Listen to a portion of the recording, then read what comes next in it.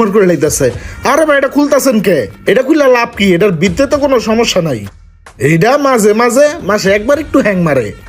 আরে ভাই এটা কি কথা কইতাছেন? মাঝে মাঝে হ্যাং করে? এখনে মাসে একবার করে, পরে 15 দিন পর একবার করবো, পরে সপ্তাহে একবার করবো, পরে ঘন্টা একবার করবো, করে মিনিট একবার করবো, পরে সেকেন্ডে ডিস্টার্ব করবো ভাই। তার থেকে ভালো ভেজাল একবার নির্মূল করে দেই, ঠিক আছে? আমার কাছে অরিজিনাল ভালো একটা জাপানি প্রোডাক্ট আছে, ওইটা লাগাই দেই, ঠিক আছে?